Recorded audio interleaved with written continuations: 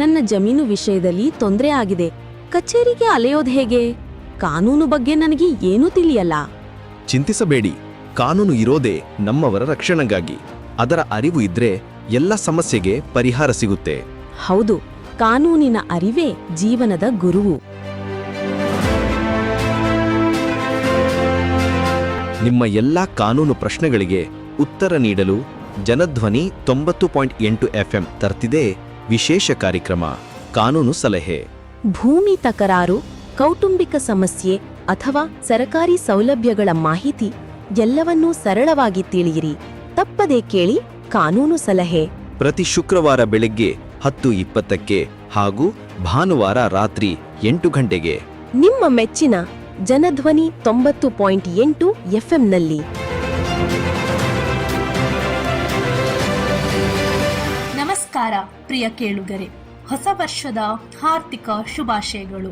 2026ರ ಶುಭಾರಂಭ ನಿಮ್ಮೆಲ್ಲರ ಜೀವನದಲ್ಲಿ ಸಂತೋಷ, ಆರೋಗ್ಯ ಮತ್ತು ನ್ಯಾಯದ ಅರಿವನ್ನ ತರಲಿ ಎಂದು ಹಾರೈಸುತ್ತಿದ್ದೇನೆ.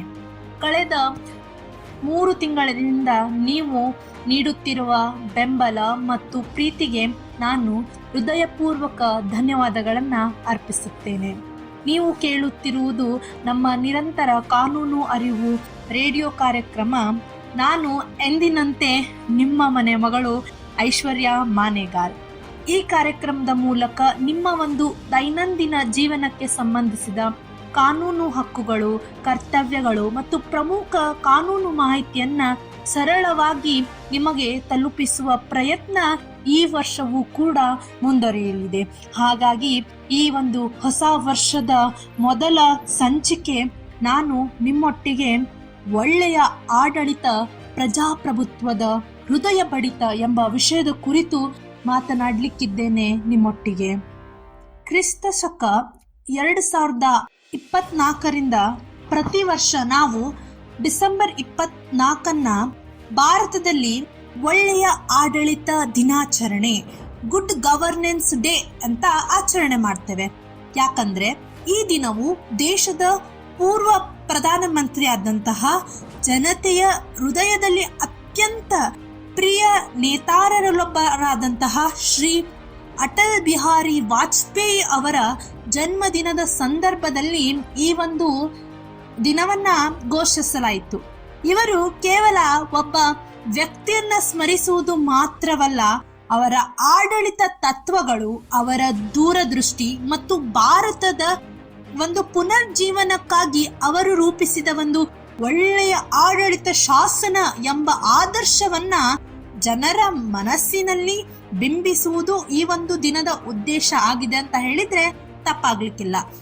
ಒಳ್ಳೆಯ ಆಡಳಿತ ಎಂಬುದು ಒಂದು ಸಂಕೀರ್ಣವಾದ ಮತ್ತು ಬಹುಮುಖವಾದ ಸಿದ್ಧಾಂತವಷ್ಟೇ ಅಲ್ಲ, ಅದು ಜೀವಂತ, ಶ್ವಾಸಿಸುವ ಮತ್ತು ಪ್ರಜಾಪ್ರಭುತ್ವದ ಹೃದಯ ಬಡಿತ. ಇದು ಸರ್ಕಾರದ ಕ್ರಮಗಳು, ನಿರ್ಧಾರಗಳು ಮತ್ತು ಚಟುವಟಿಕೆಗಳ ಮೂಲಕ ಕಾರ್ಯರೂಪಕ್ಕೆ ಬರುವ ಪ್ರಜೆಗಳ ಜೀವನದ ಗುಣಮಟ್ಟವನ್ನ ನೇರವಾಗಿ ಸ್ಪರ್ಶಿಸುವ ಒಂದು ನೈತಿಕ ಮತ್ತು ಪ್ರಾಯೋಗಿಕ ಚೌಕಟ್ಟು ಅಂತ ನಾವು ಕರಿಬಹುದು. ಯಾಕಂದ್ರೆ ಈಗ ನೋಡಿ, ಒಳ್ಳೆಯ ಆಡಳಿತಕ್ಕೆ ಒಂದು ಹಲವಾರು ಮುಖಗಳಿವೆ. ಅದರ ಒಂದು ಐತಿಹಾಸಿಕ ಮತ್ತು ತಾತ್ವಿಕ ಹಿನ್ನೆಲೆಗಳನ್ನ, ಅದರ ಮೂಲಭೂತ ಸ್ತಂಭಗಳನ್ನ, ಅದನ್ನು ಸಾಧಿಸುವುದರಲ್ಲಿ ಸವಾಲುಗಳನ್ನ ಮತ್ತು ಕನ್ನಡ ನಾಡು, ಕನ್ನಡಿಗರ ಸಂದರ್ಭದಲ್ಲಿ ಅದರ ಪ್ರಾಮುಖ್ಯತೆಯನ್ನ ಅರಿಯಲು ಪ್ರಯತ್ನಿಸಬೇಕಾಗಿದೆ. ನಾವು ಒಂದು ದೃಷ್ಟಿ ಮತ್ತು ಒಂದು ಆದರ್ಶ, ಅದೇನಪ್ಪಾ ಅಂದ್ರೆ ಅಟಲ್ಜಿ ಮತ್ತು ಸುಶಾಸನದ ಸಂಕಲ್ಪ ಅಂತ ನಾವು ಕರಿಬಹುದು. ಅಟಲ್ ಬಿಹಾರಿ ವಾಜಪೇಯಿ ಅವರ ವ್ಯಕ್ತಿತ್ವ ಮತ್ತು ಒಂದು ಅವರ ರಾಜಕೀಯ ಜೀವನ ಒಳ್ಳೆಯ ಆಡಳಿತದ ಒಂದು ಜೀವನ ನಿದರ್ಶನ ಅಂತ ನಾವು ಹೇಳ್ಬೋದು. ಅವರ ಭಾಷಣಗಳಿರ್ಬೋದು, ಅವರ ಕವಿತೆಗಳು ಇರ್ಬೋದು ಮತ್ತು ನೀತಿ ನಿರ್ಧಾರಗಳ ಸುಶಾಸನಗಳಿರ್ಬೋದು ನಿರಂತರವಾಗಿ ಮೂಡಿ ಬರ್ತಾ ಇದೆ. ಅವರ ಕವಿತೆಗಳು ಅಂದ ತಕ್ಷಣ ನನಗೆ ಅವ್ರು ಹೇಳಿರುವಂತಹ ಒಂದು ಕವಿತೆ ನೆನಪಾಗ್ತದ. ನಿಜಕ್ಕೂ ಅದನ್ನ ಕೇಳಿದ ತಕ್ಷಣ ನಿಮ್ಗೆ ಹಿಂಗೆ ಮೈ ಜುಮ್ ಅನ್ಸುತ್ತೆ. ಅಂದ್ರೆ ಒಂದು ಪ್ರಯತ್ನ ಮಾಡ್ತೇನೆ. ಅವರೊಂದು ಕವಿತೆ ನನಗೆ ಬಹಳ ಮನದಲ್ಲಿ ಅಚ್ಚು ಮೂಡಿರೋ ತರಹ ಇದೆ. ಅದೇನಪ್ಪಾ ಅಂದ್ರೆ, ए वंदन की धरती है अभिनंदन की धरती, ये अर्पण की भूमि है दर्पण की भूमि, इसकी नदी नदी हमारे लिए गंगा है और इसकी कंकण कंकण हमारे लिए शंकर है।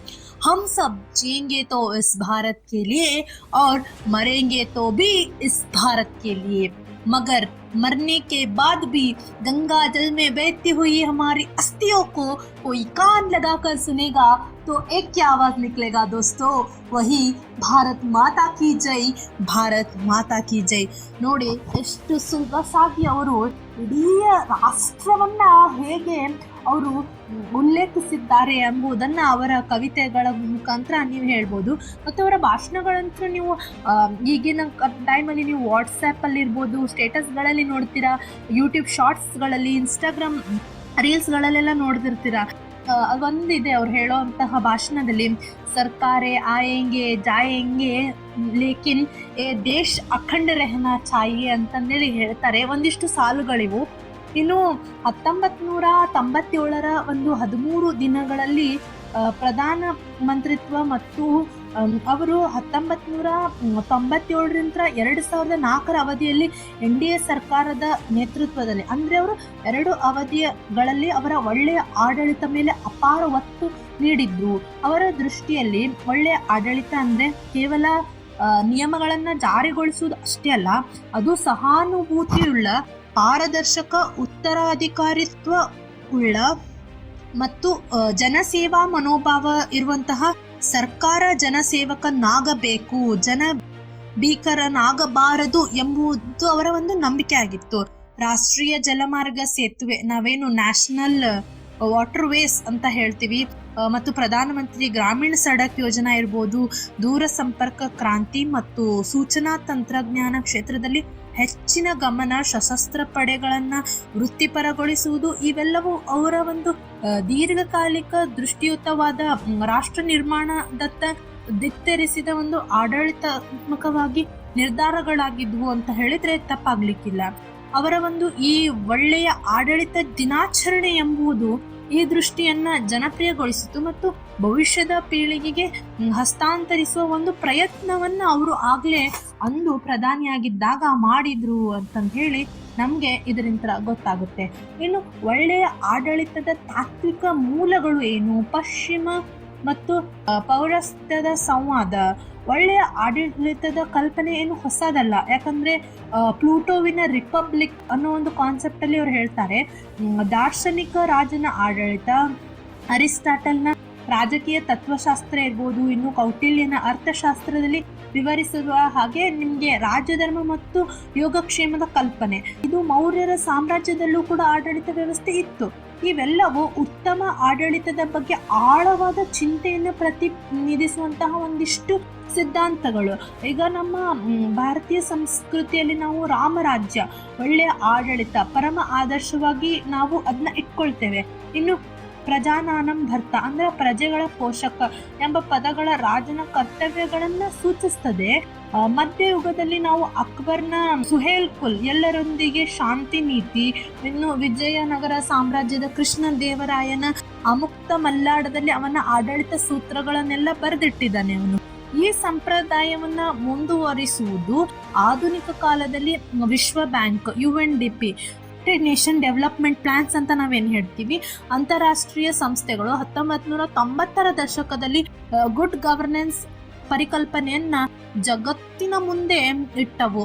ಭ್ರಷ್ಟಾಚಾರವನ್ನ ನಿಯಂತ್ರಿಸುವುದು, ಕಾನೂನಿನ ಆಡಳಿತ, ಅದರ ಒಂದು ಪಾರದರ್ಶಕತೆ ಇರ್ಬೋದು, ಸಮಾಜದ ಎಲ್ಲ ವರ್ಗಗಳ ಭಾಗವಹಿಸಿಕೆ ಇರ್ಬೋದು, ಪರಿಣಾಮಕಾರಿತ ಮತ್ತು ದಕ್ಷತೆ, ಉತ್ತರಾದಿತ್ವ ಇರ್ಬೋದು, ಸಮತೋಲಿನ ದೃಷ್ಟಿಕೋನ ಇರ್ಬೋದು, ಇವು ಅದರ ಮುಖ್ಯ ಲಕ್ಷಣಗಳಾಗಿವೆ. ಹೀಗೆ ಒಳ್ಳೆಯ ಆಡಳಿತ ಎಂಬುದು ನಮ್ಮ ಪಶ್ಚಿಮದಿಂದ ಪೌರಸ್ತ್ಯ, ಪ್ರಾಚೀನ ಮತ್ತು ಆಧುನಿಕ ತತ್ವಗಳ ಒಂದು ಸಮನ್ವಯದ ಫಲಿತಾಂಶ ಅಂತಂದು ಹೇಳಿ ನಾವಿವತ್ತು ಕರೀಬೋದು.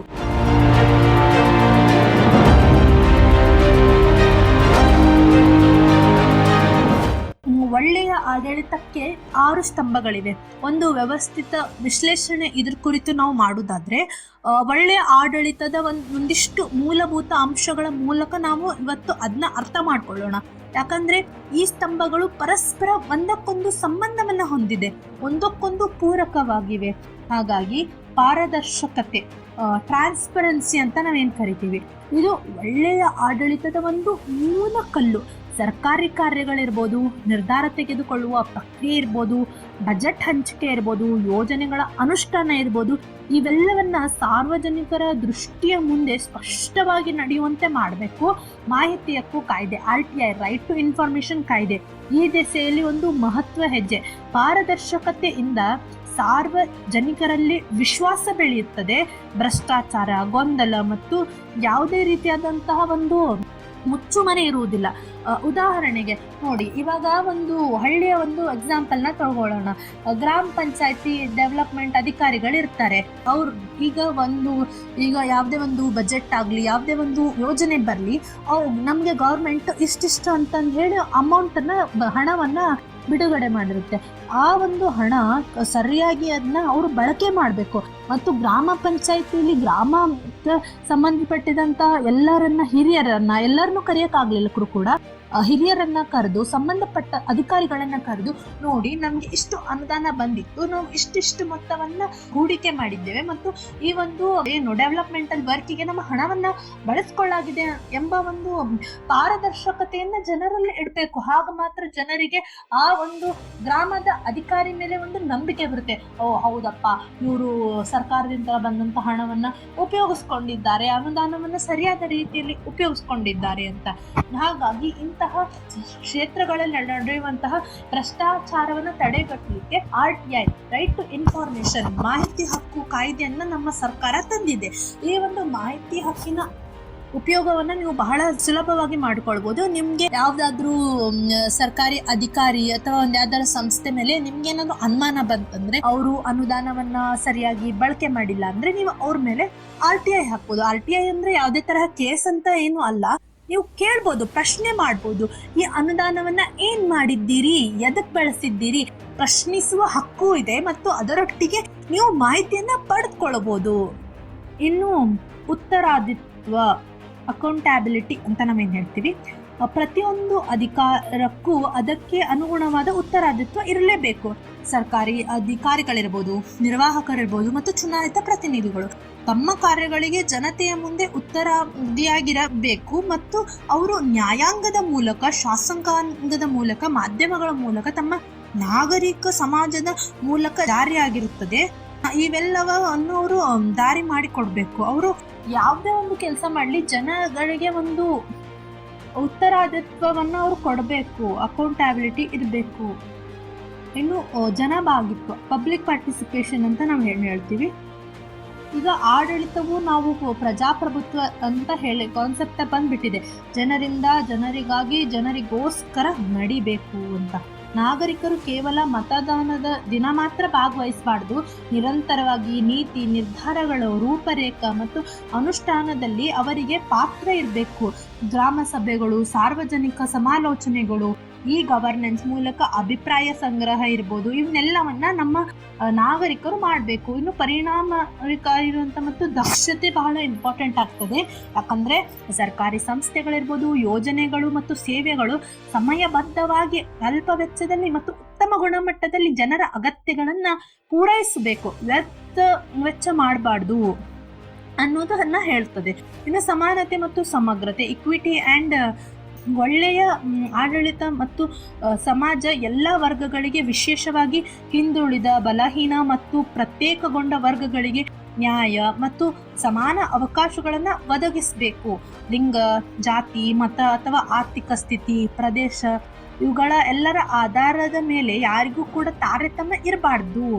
ಹಾಗಾಗಿ ನಮ್ಮ ಪ್ರಧಾನ ಮಂತ್ರಿಯವರು ಹೇಳ್ಬಿಟ್ಟಿದ್ದಾರೆ, ಸಬ್ಕಾ ಸಾಥ್ ಸಬ್ಕಾ ವಿಕಾಸ್ ಸಬ್ಕಾ ವಿಶ್ವಾಸ್ और ಸಬ್ಕಾ ಪ್ರಯಾಸ್. ಅಂದ್ರೆ ಎಲ್ಲರ ಒಟ್ಟಿಗೆ, ಸಬ್ಕಾ ಸಾಥ್ ಎಲ್ಲರ ಜೊತೆಯಾಗಿ, ಸಬ್ಕಾ ವಿಕಾಸ್ ಎಲ್ಲರ ವಿಕಾಸವಾಗುತ್ತೆ, ಸಬ್ಕಾ ವಿಶ್ವಾಸ್ ಎಲ್ಲರನ್ನ ವಿಶ್ವಾಸದಿಂದ ನಾವು ಕರ್ಕೊಂಡು ಹೋಗ್ಬೇಕು. ಅದೇ ನಮ್ಮ ಪ್ರಯಾಸ್, ನಮ್ಮ ಒಂದು ಪ್ರಯತ್ನ ಆಗಿರ್ಬೇಕು, ಎಲ್ಲರ ಪ್ರಯತ್ನ ಆಗಿರ್ಬೇಕು ಎಂಬ ನೀತಿ ನಮ್ಮ ಸಮಗ್ರತೆಗೆ, ಇಂಟಿಗ್ರಿಟಿ, ದೇಶದ ಐಕ್ಯತೆಗೆ ಒಂದು ಸ್ಫೂರ್ತಿಯಾಗಿದೆ ಅಂತಂದು ಹೇಳಿ ನಾವು ತಿಳ್ಕೊಬೋದು. ಇನ್ನು ಕಾನೂನಿನ ಆಡಳಿತ, ರೂಲ್ ಆಫ್ ಲಾ ಅಂತ ಏನು ಹೇಳ್ತೇವೆ, ಸಮಾಜದಲ್ಲಿ ಕಾನೂನಿನ ಪ್ರಾಬಲ್ಯ. ಈಗ ನೋಡಿ, ಸಮಾನತೆ ಮತ್ತು ನ್ಯಾಯ ಎರಡೂ ಇರಬೇಕು. ನ್ಯಾಯಪಾಲನೆ ವ್ಯವಸ್ಥೆ ಸ್ವತಂತ್ರವಾಗಿ, ನಿಷ್ಪಕ್ಷಪಾತವಾಗಿ ಮತ್ತು ವೇಗವಾಗಿ ಕಾರ್ಯನಿರ್ವಹಿಸಬೇಕು. ದುರ್ಬಲರ ಮೇಲೆ ಬಲಶಾಲಿಗಳ ದಬ್ಬಾಳಿಕೆ ಆಗಬಾರ್ದು. ಅಪರಾಧ ಮತ್ತು ಅರಾಜಕತೆಗೆ ಒಳ್ಳೆಯ ಆಡಳಿತದಲ್ಲಿ ಸ್ಥಾನವಿಲ್ಲ. ಹಾಗಾಗಿ ಒಳ್ಳೆಯ ಆಡಳಿತ ದಿನಾಚರಣೆಯ ಒಂದು ಪ್ರಾಮುಖ್ಯತೆ ಮತ್ತು ಉದ್ದೇಶಗಳು ಏನಪ್ಪಾ ಅಂತ ನೋಡೋದಾದ್ರೆ, ಡಿಸೆಂಬರ್ 25ರಂದು ನಾವು ಈ ದಿನಾಚರಣೆಯನ್ನ ಆಚರಿಸ್ತೇವೆ. ಇದು ಕೇವಲ ಒಂದು ಔಪಚಾರಿಕತೆ ಅಲ್ಲ. ಇದರಲ್ಲಿ ಹಲವಾರು ಗಮನಾರ್ಹ ಒಂದಿಷ್ಟು ಉದ್ದೇಶಗಳಿವೆ. ಮೊದಲಿಗೆ ಜಾಗೃತಿ ಮೂಡಿಸುವುದು, ಸಮಾಜದಲ್ಲಿ ನಾಗರಿಕರಿಗೆ, ಎಸ್ಪೆಷಲಿ ಸಾಮಾನ್ಯ ನಾಗರಿಕರಲ್ಲಿ, ವಿದ್ಯಾರ್ಥಿಗಳಲ್ಲಿ, ಸರ್ಕಾರಿ ಉದ್ಯೋಗಿಗಳಲ್ಲಿ ಒಳ್ಳೆಯ ಆಡಳಿತ ತತ್ವದ ಬಗ್ಗೆ ತಿಳುವಳಿಕೆಯನ್ನು ನಾವು ಮೂಡಿಸ್ಬೇಕು. ಚರ್ಚೆ ಮತ್ತು ವಿಮರ್ಶೆಗೆ ಒಂದು ವೇದಿಕೆ ಬಹಳ ಮುಖ್ಯ. ಆಡಳಿತದಲ್ಲಿನ ಸವಾಲುಗಳಿರ್ಬೋದು, ಸಾಧ್ಯತೆಗಳಿರ್ಬೋದು, ಸುಧಾರಣಾ ಮಾರ್ಗಗಳಿರ್ಬೋದು ಬಗ್ಗೆ ನಾವು ಸಮಾಜದ ಎಲ್ಲ ಕಕ್ಷಿಗಳ ನಡುವೆ ಸಂವಾದ ಮತ್ತು ಚರ್ಚೆಯನ್ನ ಪ್ರೋತ್ಸಾಹಿಸ್ತೀವಿ. ಯುವಜನರನ್ನ ಸೇರಿಸುವಿಕೆ, ಭವಿಷ್ಯದ ನಾಯಕರಾಗುವಂತಹ ಯುವಜನರು ಈ ತತ್ವಗಳನ್ನು ಅರಿತು ತಮ್ಮ ಜೀವನದಲ್ಲಿ, ತಮ್ಮ ವೃತ್ತಿಯಲ್ಲಿ ಅಳವಡಿಸಿಕೊಳ್ಳಲು ಪ್ರೇರೇಪಿಸುವುದು. ಈ ಗವರ್ನೆನ್ಸ್ ಅನ್ನು ನಾವು ಉತ್ತೇಜಿಸಬೇಕು.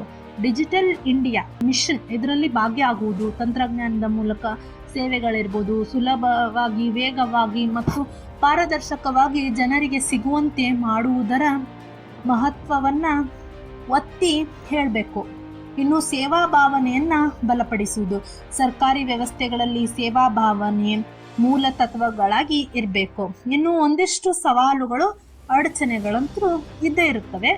ಅದನ್ನ ನೋಡೋದಾದ್ರೆ, ಮೊದಲಿಗೆ ಬರೋದು ಭಾರತಾದ್ಯಂತ ನಾವು ನೋಡ್ತೇವೆ, ವೈವಿಧ್ಯತೆಯನ್ನು ಕಾಣ್ತೇವೆ.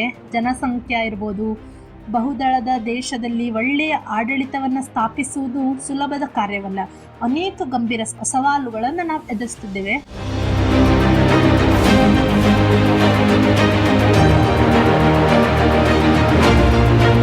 ಮೊದಲಿಗೆ ಹೇಳೋದಾದ್ರೆ, ಭ್ರಷ್ಟಾಚಾರ ಒಂದು ಸುಶಾಸನದ ಅತಿ ದೊಡ್ಡ ಶತ್ರು ಏನಪ್ಪಾ ಅಂದ್ರೆ ಭ್ರಷ್ಟಾಚಾರ.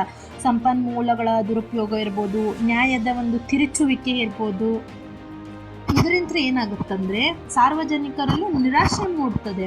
ಇನ್ನು ಬೃಹತ್ ಮತ್ತು ಜಾಡವಾದ ನಿರ್ಬಂಧಿತ ವ್ಯವಸ್ಥೆ, ಸರ್ಕಾರಿ ಕಚೇರಿಗಳಲ್ಲಿ ನಾವು ನೋಡ್ತೇವೆ ಕೆಂಪು ಟೇಪ್, ಸಂಸ್ಕೃತಿಯ ಒಂದು ಅತಿ ನಿಯಂತ್ರಣ, ಕಾರ್ಯವಿಧಾನದ ಜಟಿಲತೆ ಮತ್ತು ವಿಳಂಬಗಳನ್ನು ನೋಡ್ತೇವೆ. ಇನ್ನು ರಾಜಕೀಯ ಹಸ್ತಕ್ಷೇಪ ಇರ್ಬೋದು, ಆಡಳಿತಾತ್ಮಕವಾಗಿ ನಿರ್ಧಾರಗಳಲ್ಲಿ ಅನಗತ್ಯ ರಾಜಕೀಯ ಹಸ್ತಕ್ಷೇಪ ಆಗಬಾರ್ದು.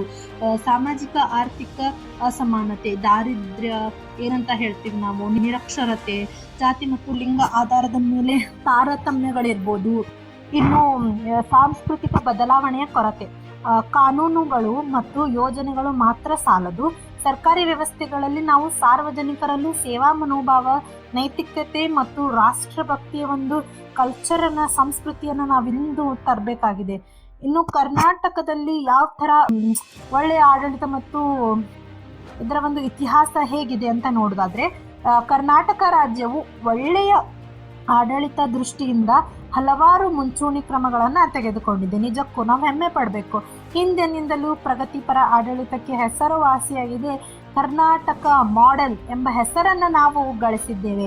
ಇದರ ಒಂದು ಐತಿಹಾಸಿಕ ಹಿನ್ನೆಲೆಯನ್ನು ನೋಡಿದಾಗ ಕದಂಬರು, ಗಂಗರು, ಚಾಲುಕ್ಯರು, ಹೊಯ್ಸಳರು, ವಿಜಯನಗರ ಸಾಮ್ರಾಜ್ಯ ಮತ್ತು ಮೈಸೂರು ಸಾಮ್ರಾಜ್ಯದ ಆಡಳಿತ ವ್ಯವಸ್ಥೆಗಳು ಸುಸಂಘಟವಾಗಿದ್ದವು. ನಾನು ಆಗಲೇ ಕೂಡ ಹೇಳಿದೆ, ಕೃಷಿ ಇರ್ಬೋದು, ನೀರಾವರಿ ಇರ್ಬೋದು, ವಾಣಿಜ್ಯ ಮತ್ತು ಸಾಂಸ್ಕೃತಿಕ ವಿಷಯಗಳಲ್ಲಿ ಇವು ಉತ್ತಮ ಆಡಳಿತದ ಒಂದು ಮಾದರಿಯಾಗಿದ್ದವು ಅಂತ ನಾವು ಹೇಳ್ಬೋದು.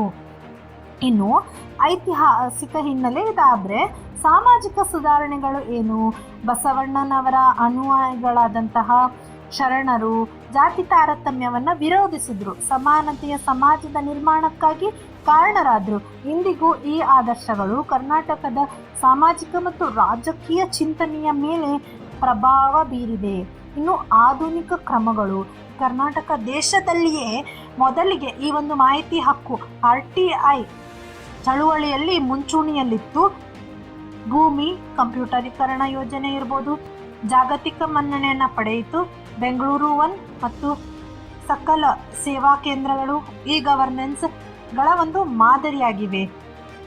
ಕಿಲಾವಿಲು, ಮಳೆ ನೀರಿನ ಚಾಲನೀಕರಣ ಮುಂತಾದ ನೀತಿಗಳನ್ನು ಸರ್ವತೋಮುಖ ಅಭಿವೃದ್ಧಿಯತ್ತ ದಾರಿ ಮಾಡಿಕೊಡ್ತೇವೆ. ಇನ್ನು ವಿಶೇಷ ಆರ್ಥಿಕ ವಲಯಗಳು, ನಾವು ಏನು special economic zones and IT hub ಅಂತ ಕರಿತೇವೆ. ಬೆಂಗಳೂರು ವಿಶ್ವದ IT ರಾಜಧಾನಿಯಾಗಿ ಬೆಳೆಯಲು ಅನುವು ಮಾಡಿಕೊಟ್ಟದ್ದು ಆಡಳಿತಾತ್ಮಕ ನೀತಿ ರಾಜ್ಯದ ಆರ್ಥಿಕ ಸಮಸ್ಯೆಯನ್ನು ಸರಿದೂಗಿಸ್ತಾ ಇದೆ. ಇವತ್ತು ನಾನು ಈ ಒಂದು ವಿಷಯ ಹೇಳಬೇಕಾದ್ರೆ, ನಾವು ಈಗ ಬೆಂಗಳೂರನ್ನು ಸಿಲಿಕಾನ್ ವ್ಯಾಲಿ ಅಂತ ಹೇಳಿ ಕರಿತೇವೆ. ಏನು ಮೈಕ್ರೋಸಾಫ್ಟ್, ಇನ್ಫೋಸಿಸ್ ಅಂತ ಬೃಹತ್ ಅನೇಕ ಕಂಪನಿಗಳ ಹೆಡ್ ಕ್ವಾರ್ಟರ್ ಇವತ್ತು ಬೆಂಗಳೂರಿನಲ್ಲಿ ಸ್ಥಾಪನೆ ಆಗಿದೆ. ಇದಕ್ಕೆಲ್ಲ ಮೂಲ ಕಾರಣ ಅಂದರೆ ನಮ್ಮ ಒಂದು ಆಡಳಿತ, ಅಂದರೆ ನಮ್ಮ ಒಂದು ಗವರ್ಮೆಂಟ್ಗಳು ಅಂತಹ ಕಂಪನಿಗಳಿಗೆಲ್ಲ ಒಂದು ಸ್ವಾಗತವನ್ನು ಕೋರಿ ಅವುಗಳಿಗೆ ಒಂದು ಜಾಗವನ್ನು ನಿಗದಿಪಡಿಸುವುದಿರ್ಬೋದು, ಎಲ್ಲ ಒಂಥರದ ಒಂದು ಪ್ರೋತ್ಸಾಹ ನೀಡಿದ್ದಕ್ಕಾಗಿ ಇವತ್ತು ನಾವು ಬೆಂಗಳೂರಿಗೆ ಸಿಲಿಕಾನ್ ಸಿಟಿ ಅಂತ ಕರಿತೇವೆ. ನಮ್ಮ ರಾಜಧಾನಿ ಅದು ಅನ್ನೋಕ್ಕೆ, ನಮ್ಮ ಒಂದು ರಾಜ್ಯದ ರಾಜಧಾನಿ ಅಂತ ಹೇಳಲಿಕ್ಕೆ ಒಂದು ತುಂಬ ಹೆಮ್ಮೆ ಆಗುತ್ತೆ. ಯಾಕಂದರೆ ಒಂದ್ಸಲ ಏನಾಗುತ್ತಪ್ಪ ಅಂದರೆ, ಬಿಲ್ ಗೇಟ್ಸ್ ಅವ್ರಿಗೆ ಒಬ್ಬ ಹೇಳ್ತಾನೆ, ಯಾಕೆ ನೀವು ಬರೀ ಇಂಡಿಯಾದವ್ರನ್ನೇ ನಿಮ್ಮ ಕಂಪನಿಗೆ ತಗೋತೀರಾ, ಕೆಲಸಕ್ಕೆ ಇಟ್ಕೋತೀರಾ, ಬೇರೆದವ್ರಿಗೆ ಯಾಕೆ ನೀವು ಕೆಲಸಕ್ಕೆಲ್ಲ ಕರ್ಕೊಳ್ಳಲ್ಲ ಅಂತ. ಆವಾಗ ಬಿಲ್ ಗೇಟ್ಸ್ ಬಹಳ ಸೊಗಸಾಗಿ ಉತ್ತರ ನೀಡಿದ್ರಂತೆ, ನಾನೇನಾದರೂ ಇಂಡಿಯಾದವ್ರನ್ನ ಕಳ್ಕೊಳ್ಳಿಲ್ಲ ಅಂದರೆ ಕೆಲಸಕ್ಕೆ, ಅವ್ರಿಗೆ ಇನ್ನೊಂದು ಹೊಸ ಮೈಕ್ರೋಸಾಫ್ಟ್ ಕಂಪನಿಯನ್ನು ಕಟ್ಟುವಷ್ಟು ಸಾಮರ್ಥ್ಯ ಇದೆ ಅಂತ ಹೇಳ್ತಾರೆ. ನೋಡಿ, ಇಷ್ಟೊಂದು ಜ್ಞಾನ, ಕ್ರಿಯಾಶೀಲತೆ ಇರುವಂತಹ ರಾಷ್ಟ್ರದಲ್ಲಿ ನಾವು ಜನಿಸಿದ್ದೇವೆ ಅಂದರೆ ನಾವು ನಿಜಕ್ಕೂ ಹೆಮ್ಮೆ ಪಡಬೇಕು. ಹಾಗಾಗಿ ನಾವು ಕೂಡ ನಾಗರಿಕರಾಗಿ ನಮ್ಮ ದೇಶದ ಬಗ್ಗೆ ತಿಳಿಯೋಣ. ವ್ಯವಸ್ಥೆ ಬಗ್ಗೆ ಅರಿತುಕೊಂಡಾಗ ಮಾತ್ರ ನಮಗೆ ನಾನು, ನನ್ನದು, ನನ್ನ ದೇಶ, ನನ್ನ ಒಂದು ಕರ್ತವ್ಯಗಳೇನು ಎಂಬುದರ ಬಗ್ಗೆ ಪರಿಕಲ್ಪನೆ ಮೂಡುತ್ತೆ. ಆದರೆ ಒಂದಿಷ್ಟು ಸವಾಲುಗಳಿವೆ. ಏನಪ್ಪ ಅಂದರೆ, ಗ್ರಾಮೀಣ ಮತ್ತು ನಗರದ ನಡುವಿನ ಇರುವಂಥ ಒಂದಿಷ್ಟು ಅಂತರ, ಕೃಷಿ ಬಿಕ್ಕಟ್ಟು ನೋಡ್ತೀರಾ, ಈ ಗ್ಲೋಬಲ್ ವಾರ್ಮಿಂಗ್, ಹಸಿರು ಮನೆ ಅನಿಲ ಇರ್ಬೋದು, ಜಾಗತಿಕ ತಾಪಮಾನದ ಕಾರಣದಿಂದಾಗಿ ಕೃಷಿ ಬಿಕ್ಕಟ್ಟು, ಸರಿಯಾದ ಟೈಮಿಗೆ ಮಳೆ ಬರಲ್ಲ, ಬೆಳೆ ಸಿಗಲ್ಲ, ರೈತರ ಆತ್ಮಹತ್ಯೆ, ಹೀಗೆ ಅನೇಕ ಸಮಸ್ಯೆಗಳನ್ನು ನೋಡ್ತೇವೆ. ನೀರಿನ ಸಮಸ್ಯೆ, ಭ್ರಷ್ಟಾಚಾರದ ಆರೋಪಗಳು, ಜಲ, ಕಾಡು ಮತ್ತು ಖನಿಜ ಸಂಪನ್ಮೂಲಗಳ ಅತಿದೋಹನ, ಅಭಿವೃದ್ಧಿಯ ಅಸಮತೋಲನ, ಇವುಗಳಿಗೆ ಪರಿಹಾರ ಇವತ್ತು ನಾವು ಕಾಣಬೇಕಾಗಿದೆ. ಹಾಗಾಗಿ ಕನ್ನಡ ನಾಡಿನಲ್ಲಿ ಒಳ್ಳೆಯ ಆಡಳಿತ ಎಂದರೆ ಕೇವಲ ಬೆಂಗಳೂರಿನ ಅಭಿವೃದ್ಧಿ ಮಾತ್ರವಲ್ಲ, ಬಳ್ಳಾರಿಯ ಗಣಿ ಕಾರ್ಮಿಕನ, ಕಲಬುರಗಿಯ ಹೆಣಗುತ್ತಿರುವ ರೈತನ, ಕೊಡಗಿನ ಬೆಂಗಳೂರು ಗೆಳೆಯ, ಉತ್ತರ ಕನ್ನಡದ ಮೀನುಗಾರ, ಚಾಮರಾಜನಗರದ ದಲಿತ ಕುಟುಂಬದ ಸುಖ ದುಃಖಗಳನ್ನು ಒಳಗೊಂಡಿರಬೇಕು. ನಾವೆಲ್ಲರೂ ಒಂದೇ ಅನ್ನೋ ಒಂದು ಮನೋಭಾವ ನಮ್ಮ ಕನ್ನಡಿಗರಿಗೆ ಬರಬೇಕು. ಕನ್ನಡದ ಕಣ್ಣು ಎಂದು ಕರೆಯಲ್ಪಡುವ ಲೇಖಕರು ಮತ್ತು ಚಿಂತಕರಾದಂತಹ ಶಿವರಾಮ್ ಕಾರಂತ್ ಅವರು ಕೂಡ ಆಡಳಿತದಲ್ಲಿ ಸಂಸ್ಕೃತಿಯ ಸೂಕ್ಷ್ಮತೆ ಮತ್ತು ಮಾನವೀಯತೆಯ ಮೌಲ್ಯಗಳನ್ನು, ಪ್ರಾಮುಖ್ಯತೆಯನ್ನು ಅವರು ಒತ್ತಿ ಹೇಳ್ತಿದ್ರು. ಅವರ ಒಂದಿಷ್ಟು ಕವನಗಳು, ಕಾದಂಬರಿಗಳನ್ನು ನೀವು ಓದಿ ಆಗ ನಿಮಗೆ ತಿಳಿಯುತ್ತದೆ. ಇನ್ನು ಅಂತಿಮವಾಗಿ ಹೇಳುವುದಾದರೆ, ಒಳ್ಳೆಯ ಆಡಳಿತ ದಿನಾಚರಣೆ ಅನ್ನುವುದು ನಮಗೆ ನೆನಪಿಸುವುದು ಸರಳ ಸತ್ಯವೇನೆಂದರೆ, ಪ್ರಜಾಪ್ರಭುತ್ವವು ಕೇವಲ 5 ವರ್ಷಕ್ಕೊಮ್ಮೆ ಮತದಾನ ಮಾಡುವುದರಿಂದ ಮುಕ್ತಾಯ ಆಗುಲ್ಲ. ಅದು ಒಂದು ನಿರಂತರ ಪ್ರಕ್ರಿಯೆ. ಯಾಕಂದರೆ ಸರ್ಕಾರ ಮತ್ತು ನಾಗರಿಕರ ನಡುವಿನ ನಿರಂತರ ಸಂವಾದ ಅದು ಮತ್ತು ಸಹಯಾತ್ರೆ ಆಗಿರುತ್ತದೆ. ಅಟಲ್ಜಿಯವರ ಆದರ್ಶಗಳನ್ನು ನಾವೆಲ್ಲರೂ ನೆನಪಿಟ್ಟುಕೊಂಡು ಈ ದಿನವನ್ನು ನಾವು ವಿಚಾರ ಮತ್ತು ಕಾರ್ಯದ ದಿನವಾಗಿ ಮಾಡಿಕೊಳ್ಬೇಕು. ಪ್ರತಿ ನಾಗರಿಕನು ತನ್ನ ಹಕ್ಕುಗಳ ಬಗ್ಗೆ ಮಾತ್ರವಲ್ಲ, ಕರ್ತವ್ಯಗಳ ಬಗ್ಗೆಯೂ ಕೂಡ ಆತ ಜಾಗೃತನಾಗಿರಬೇಕು. ಭ್ರಷ್ಟಾಚಾರವನ್ನು ಎದುರಿಸಲು ಒಂದು ಪಾರದರ್ಶಕತೆಯನ್ನು ಅವನು ಬಿಡಲು ಸರ್ಕಾರಿ ಯೋಜನೆಗಳಲ್ಲಿ ಭಾಗವಹಿಸಬೇಕು. ಸಮಾಜದ ದುರ್ಬಲ ವರ್ಗಗಳೊಂದಿಗೆ ನಿಲುವು ತೆಗೆದುಕೊಳ್ಬೇಕು. ನಾವೆಲ್ಲರೂ ಬದ್ಧರಾಗಿರಬೇಕು ಎಂದು ಹೇಳುತ್ತಾ ನನ್ನ ಮಾತುಗಳನ್ನು ಮುಗಿಸುತ್ತೇನೆ. ಇಷ್ಟೋ ತನಕ ಕಿವಿಗೊಟ್ಟು ತಮ್ಮ ಸಮಯವನ್ನು ಕೊಟ್ಟು ನನ್ನ ಈ ಒಂದು ಕಾರ್ಯಕ್ರಮವನ್ನು ಆಲಿಸಿದ ತಮಗೆಲ್ಲರಿಗೂ ಹೃದಯಪೂರ್ವಕ ಧನ್ಯವಾದಗಳು. ಅಯ್ಯಯ್ಯೋ, ನನ್ನ ಜಮೀನು ವಿಷಯದಲ್ಲಿ ತೊಂದರೆ ಆಗಿದೆ. ಕಚೇರಿಗೆ ಅಲೆಯೋದು ಹೇಗೆ? ಕಾನೂನು ಬಗ್ಗೆ ನನಗೆ ಏನೂ ತಿಳಿಯಲ್ಲ. ಚಿಂತಿಸಬೇಡಿ, ಕಾನೂನು ಇರೋದೇ ನಮ್ಮವರ ರಕ್ಷಣೆಗಾಗಿ. ಅದರ ಅರಿವು ಇದ್ರೆ ಎಲ್ಲ ಸಮಸ್ಯೆಗೆ ಪರಿಹಾರ ಸಿಗುತ್ತೆ. ಹೌದು, ಕಾನೂನಿನ ಅರಿವೇ ಜೀವನದ ಗುರುವು. ನಿಮ್ಮ ಎಲ್ಲಾ ಕಾನೂನು ಪ್ರಶ್ನೆಗಳಿಗೆ ಉತ್ತರ ನೀಡಲು ಜನಧ್ವನಿ 90.8 FM ತರ್ತಿದೆ ವಿಶೇಷ ಕಾರ್ಯಕ್ರಮ ಕಾನೂನು ಸಲಹೆ. ಭೂಮಿ ತಕರಾರು, ಕೌಟುಂಬಿಕ ಸಮಸ್ಯೆ ಅಥವಾ ಸರಕಾರಿ ಸೌಲಭ್ಯಗಳ ಮಾಹಿತಿ ಎಲ್ಲವನ್ನೂ ಸರಳವಾಗಿ ತಿಳಿಯಿರಿ. ತಪ್ಪದೇ ಕೇಳಿ ಕಾನೂನು ಸಲಹೆ. ಪ್ರತಿ ಶುಕ್ರವಾರ ಬೆಳಗ್ಗೆ 10:20ಕ್ಕೆ ಹಾಗೂ ಭಾನುವಾರ ರಾತ್ರಿ 8 ಗಂಟೆಗೆ ನಿಮ್ಮ ಮೆಚ್ಚಿನ ಜನಧ್ವನಿ 90.8 FMನಲ್ಲಿ.